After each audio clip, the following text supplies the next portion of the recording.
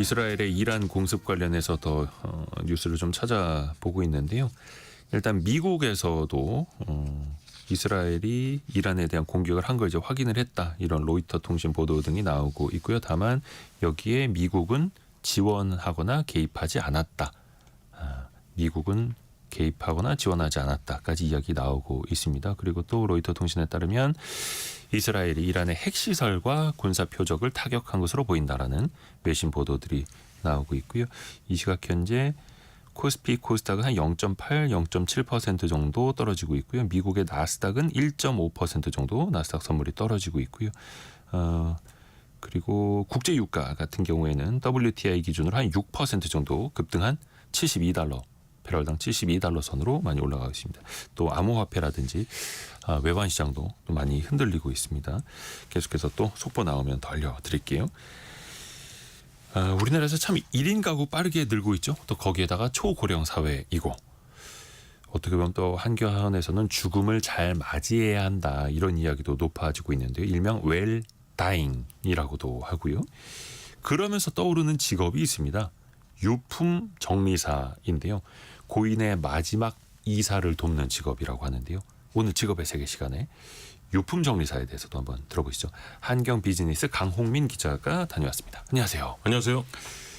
유품 정리사를 만나셨는데, 네, 근데 이분이 몇 년 전까지만 해도 대기업에서 뭐 IT 개발하던 분이었다고요? 맞습니다. 이 삼성전자에서 예. 프로그램 개발자로 일을 하다가 한 4년 전쯤 코로나 시기였죠. 이 시기에 그 사표를 내고 청소업으로 전향을 한 분이었는데, 뭐 지금도 그렇지만 당시만 해도 이제 개발자가 굉장히 각광받는, 몸값이 굉장히 뛰는 직업 중에 하나여서 제가 네. 의아해서 좀 물어봤더니 이분의 아버지가 20년간 특수청소를 비롯한 청소 일을 좀 하셨다고 합니다. 네. 그래서 어릴 적부터 아버지가 하는 일을 좀 봐오고 좀 도우면서 이 직업이 가까운 미래에는 굉장히 좀 성장할 것 같다라는 느낌을 좀 받았대요. 그래서 그 시기 때 과감히 사표를 냈는데 재밌는 건 이제 회사에서 이제 그만둔다고 말을 해야 되잖아요. 그래서 이제 네, 너 무슨 일 하러 가니 물어볼 텐데. 네, 뭐 네카쿠베라 가니 그때 한창 잘 나갔다. 경쟁사 가는 거니? 뭐 네, 이렇게. 이렇게 뭐 가니 물어봤는데 이분이 이제 청소하러 간다고 하니까 굉장히 좀 의아했다고 합니다. 당연하죠. 삼성전자 IT 개발을 하다가 근데 어떻게 보면은 좀 사업을 하러 갔다 이렇게 봐도 될 것 같아요. 그렇죠.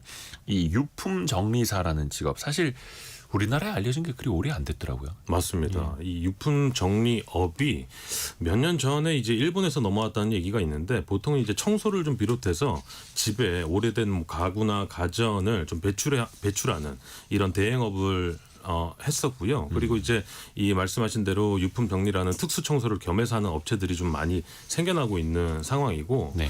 이분도 이제 십수년 전에 학창 시절에 이제 아버지의 일을 도와서 현장에 좀 자주 갔었는데 당시만 해도 유품 정리라는 단어가 없고 집 정리, 뭐 가정집, 뭐 철거 등으로 좀 불렸었대요. 그래서 유족들도 굳이 유품 정리라는 단어를 쓰고 의뢰를 하지 않아서 아버지 일을 도우면서 청소를 하다가 그 의뢰인들이 뒤에서 눈물을 좀 훔치는 걸 보고 지금 내가 치우고 있는 게 이게 유품이었구나라는 걸 아는 정도였다고 합니다. 아하. 그러니까 처음에는 이렇게 일을 하시는 분들도 좀 낯설었는데 이게 이제는 전문 직업이 되고 있는 거고요. 맞습니다. 그러면 돌아가신 분의 유품을 정리해달라. 이건 누가 또 어떻게 의뢰를 할까요? 보통 그 가족이 없는 무용고자일 경우에는 네. 그 집주인이 발견해서 의뢰를 하는 경우가 대부분이라고 해요. 임대인이. 맞습니다. 그래서 이제 사람이 죽었다라는 뭐 이런 소문이 나게 되면 인식이 좀 안 좋아질 수 있으니까 대부분 조용히 좀 빨리 끝내달라는 요청이 좀 많다고 하고요. 아하. 가족이 있을 경우에는 뭐 유족들이 의뢰를 하는데 90% 이상이 좀 비대면으로 네. 그러니까 뭐 마주치지 않고 유품 정리를 좀 원한다고 합니다. 그래서 이제 작업이 끝나면 사진을 찍어서 유족들에게 보내는 이런 형태로 진행이 된다고 합니다. 참 이게 어떻게 보면 누군가의 마지막을 정리해드리는 일인데 쉽지는 않을 것 같습니다. 이게 어떤 식으로 이루어집니까? 보통 이제 이 유품 정리를 하는 시간은 한 대여섯 시간 정도 걸리고 뭐 양이 많으면 조금 더 오래 걸리기도 하는데 거의 하루 안에 끝난다고 보시면 되고요. 보통 이제 고인의 귀중품 같은 거 좀 뭐 책상이나 아니면 침대 아래 좀 있을 수 있잖아요. 이런 것들은 유족들이 미리 찾아간다고 해요. 그래서 그 이후에 내부 진술을 귀중품은 먼저 유족들이 찾아가고. 그렇죠. 네. 그 이제 찾아간 이후에 내부 짐들을 좀 처분하는 방식인데 주검이 좀 오래 방치됐을 경우에는 그 집안 내부의 냄새가 굉장히 좀 많이 배인다고 합니다. 그래서 특수 청소해야 된다 하더라고요. 맞습니다. 그래서 이제 뭐 장판이나 벽지 바닥을 좀 뜯어내서 오종기를 돌려가지고 냄새를 좀 제거하는데 시신이 좀 오래 방치돼 있을 경우에는 그렇게 해도 냄새가 좀 배인다고 해서 그럴 경우에는 시멘트 바닥을 그라인더로 갈아서 냄새를 좀 없앤다고 합니다. 장판 뜯어내는 것뿐만 아니라 그 시멘트 바닥까지 긁어낼 정도로. 이거는 이제 정말 오래된 고독사일 경우에 아무래도 이분들이 여러 명이 같이 사는 집보다는 나홀로 가구 같은 곳에 좀 가시는 일이 더 많을 것 같아요. 그렇죠. 이게 근데 또 경제적으로 또 생각을 안 해볼 수가 없어서 조금 비정하긴 합니다만 천덕애님이 남들이 꺼리는 일이 돈이 되는 건 확실합니다. 이렇게 보내주셨고 혹시 비용은 어떻게 됩니까? 이 비용을 시간이나 뭐 인당으로 하지 않고 트럭 한 대당 값으로 계산을 하더라고요. 그래서 1인 가구 예를 들어 80제곱미터 그 약 한 24평 기준으로 작업을 하게 되면 보통 1톤 트럭 한 3대 분량의 폐기물이 나오고 한 3, 4명 정도 투입이 된다고 합니다. 그래서 트럭 한 대당 45만 원 정도 책정이 되고요. 그래서 이사 비용과 좀 비슷하거든요. 그래서 이분들은 유품 정리를 뭐 천국으로의 이사라고 표현을 한다고 합니다. 나가는 그 트럭에 얼마나 짐이 실렸는가 그 기준으로 천국으로 얼마나 또 이사를 시켜드리는가.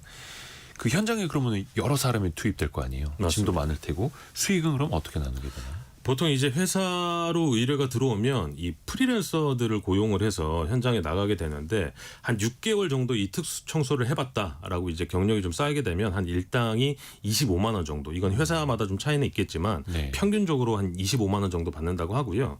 경력이 좀 올라가게 되면 뭐 일당이 좀 올라가는데 이분들이 보통 이제 회사에 고용돼서 있기보다는 프리랜서로 좀 활동을 많이 그 선호한다고 해요. 그래서 한 1, 2년 정도 배우고 그리고 이제 본인이 자영업자로 이 일을 프리랜서로 하는 경우도 많다고 합니다. 오호. 근데 이 유품 정리하는 일은 어떻게 좀 꾸준히 있을까? 아니면 좀 계절을 탈까요? 여기에도 혹시나 성수기 비수기가 있을까요? 성비수기가 좀 나눠졌는데 겨울이 좀 성수기라고 해요. 보통 이제 유족이 있는 경우에는 상을 좀 치르고 여유 있게 물건을 정리한 뒤에 겨울쯤 좀 추워지면 의뢰하는 경우가 좀 많다고 하고요. 반면에 이제 고독사는 따뜻해지는 봄, 여름이 굉장히 많다고 하는데 이유를 들어보니까 아까 말씀드린 대로 이제 고독사는 누군가 발견을 해야 알 수 있잖아요. 그래서 네. 이제 겨울에는 추워서 부패 냄새가 안 나다가 날이 따뜻해지면 주변으로 좀 퍼진다고 합니다. 그래서 겨울에 돌아가셔서 여름에 발견되는 경우도 좀 많다고 해요. 혹시 이 유품 정리 일을 하시면서 가장 기억에 남는 사례 어떤 거 말씀해 주시던가요? 이분들이 그 스스로 생을 달리한 분들의 유품을 정리할 때가 좀 많은데 정리를 하다 보면 고인의 삶에 좀 의지가 엿보이는 유품들이 종종 발견될 때가 좀 많다고 그래도 합니다. 살려는 의지. 그렇죠. 예를 들어서 이제 돌아가시기 전에 하루하루 계획이 빼곡히 적혀 있는 달력을 볼 때면 굉장히 좀 뭐 가슴 아프고 이분들도 늘 반복되는 일이지만 기억에 좀 오래 남는다고 합니다. 안 좋은 선택을 하게 됐지만 그래도 뭔가 미래 계획을 세워놨었던 좀 짠한 장면. 네. 근데 쉽지 않을 것 같아요. 안진수님이 영화를 통해서 이런 유품 정리사라는 직업을 알게 됐다라고 하시는데, 근데 진짜 쉽지는 않을 것 같습니다. 그렇죠? 네. 소일도님도 많이 힘들다고 들었어요. 이게 체력은 기본이고 정신력도 되게 중요할 것 같은데요. 맞습니다. 멘탈적인 부분도 굉장히 중요한데 상황에 따라서 하루 종일 뭐 역한 냄새를 맡으면서 일하는 경우도 있다 보니까 비위가 굉장히 강해야 된다고 합니다. 그게 가장 중요한 요소. 그렇죠. 그래요. 근데 또 그러면 이제 몸도 좀 건강해야 될 것 같아요. 짐도 날라야 되고. 맞습니다. 집 무거운 청소도 해야 짐들을 좀 되는 날라야 거고. 되니까. 유품 정리사라는 직업 앞으로 점점 더 전문화되고 어떻게 이 시장 더 커질까요? 맞습니다. 뭐 그 1인 가구 특히 이제 노인 인구가 좀 늘어나면서 사회적으로도 좀 더 필요하고 가치 있는 직업으로 좀 보였는데 이분이 이 디지털 추모관을 계획 중이라고 해요. 얘기를 좀 들어보니까 고인의 유품이나 그간에 활동한 사진들을 남겨서 언제든지 좀 볼 수 있도록 천국 인스타그램이라고 표현을 했는데 이런 것들을 좀 만들어서 고인과 그리고 유족 간의 연결고리를 만드는 역할을 좀 한다고 합니다. 아이고. 천국으로 가는 이사. 고인의 마지막을 정리해드리는 그 직업에 대해서 유품 정리사 직업에 대해서 살펴봤습니다. 한경 비즈니스 강홍민 기자였습니다. 고맙습니다. 감사합니다. 이스라엘군이 이란의 핵시설과 군사시설